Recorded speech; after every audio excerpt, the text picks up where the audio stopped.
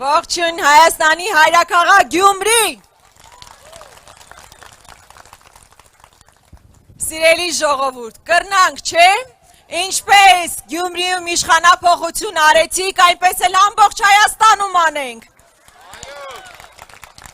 Կրնանք, վստահ եմ։ Մինչև ելույթը սկսելը ես ուզում եմ մենք ջերմագին մեր ողջույնները փոխանցենք Միքայել Սրբազանին, ով այսօր ապօրինի կալանքի տակ է գտնվում, Սրբազան հայր, մեր ջերմ ողջույնները ձեզ, ձեզ անձնապես տեսնել չենք կարողանում, բայց մշտապես իմացած եղեք, որ պայքարելու ենք նաև ձեր ազատության համար, ինչպես Սուրբ գրքում է գրված Ելանի արդարության համար հալածվողներին, որովհետև նրանցն է երկնքի արքայությունը, ինչպես Միքայել Սրբազանը, ինչպես Բագրատ Սրբազանը, մեր մյուս հոգևորականները, մեր գործընկեր Արտուր Սարգսյանը, բազմաթիվ քաղբանտարկյալներ և ձեր մեջ գտնվող մարդիկ այս տարիների ընթացքում անցել են տարբեր հալածանքների միջով, բայց ես վստահ եմ, որ հունիսի 7-ին այս էջը ամբողջությամբ փակվելու է և մենք արդարության հասնելու ենք վերջնականապես։ Սիրելի հայրենակիցներ, մինչև Գյումրի գալը մենք Ամասիայում ենք, Աշոտսկում ենք, ինչպես իմ գործընկերը նշեց և ես պարտադիր խոստացա, որ պետք է այս դրույթի մասին խոսեմ։ Շիրակի մարզում մոտ 5 տասնյակ դպրոց փակվելու է առաջիկայում։ Սա մեծ խնդիրներ է ստեղծելու տվյալ համայնքների համար։ Եվ մենք ասում ենք,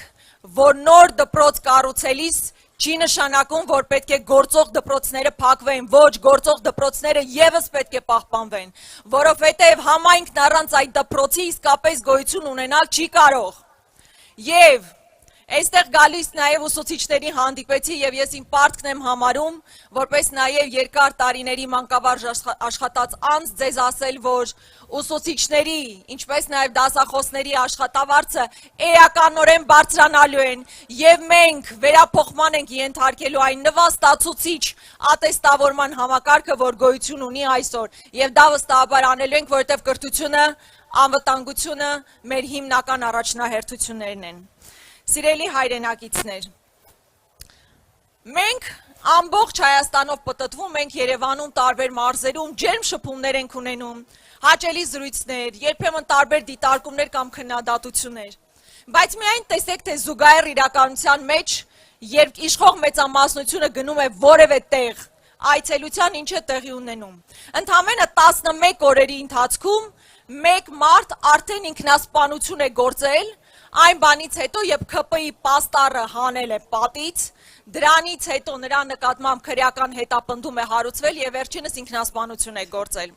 Տասնյակ մարդիկ ձերբակալվել են, կնոջ են քաշքշում, լավ ոնց կարելի, այսինքն այս անցնող տարիների բերած աղետը հերիք չի, որ ամբողջ քարոզարշավը դարձնում եք աղետի հերթական աղբյուրը։ Ես մի կոմպոնենտի եմ ուզում անդրադառնալ, կնոջ նկատմամբ երեկվա վարքագծին։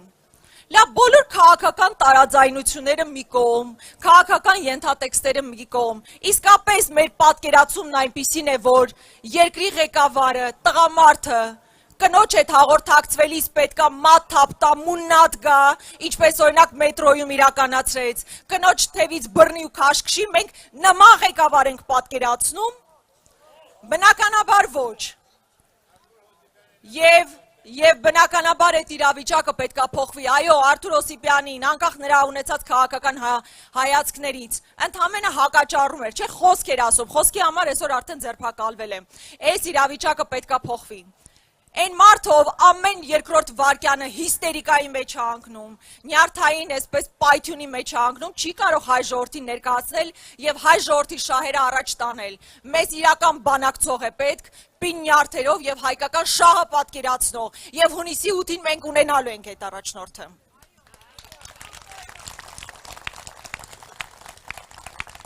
Տեսեք, եթե այս ուժը գործող իշխանությունը, պետությունը քանդող իշխանությունը, առաջ ինչ-որ պլաններ թաքցնում էր, հիմա ընտրության գնացել է շատ հստակ խոստումներով։ Առաջին խոստումը ասում է վերընտրվեմ, եկեղեցին քանդելու եմ։ Մենք թույլ ենք տալու, որ նման իշխանություն վերընտրվի, որ եկեղեցին քանդի։ Ոչ, մենք պաշտպանելու ենք մեր եկեղեցին։ Այս իշխանությունն ասում է գալիս է հետևյալ խոստումով, որ գալու ենք եւ նոր տարածքներ ենք հանձնելու։ Կարծես հերիք չէին այն տարածքները, որ հանձնել են։ Մենք թույլ պիտի տանք, որ նոր տարածքներ հանձնվեն։ Իհարկե ոչ։ Հաջորդ խոստումն ասում է գանք, սահմանադրություն ենք փոխելու, անկախության հռչակագիրն ենք հանելու։ Մենք թույլ պիտի տանք, որ ոտնատակ տրվի մեր ծննդյան վկայականը մեր պետության։ Իհարկե ոչ։ Եվ հետևաբար մենք հունիսի 7-ին ճակատագրական ընտրության առջև ենք կանգնած եւ ես վստահ եմ, որ մենք տեր ենք կանգնելու մեր եկեղեցուն, մեր հավատքին, մեր սահմանադրությանը եւ միմյանց հոգատարությամբ ենք լինելու, որովհետեւ այն խայտարակ պարակտվածությունը, որ կա մեր ժողովրդի միջև, անընդունելի է եւ դա պետքա վերացվի։ Այնպես որ ժողովուրդ հունիսի 7-ին ընտրում ենք եւ մենք միասին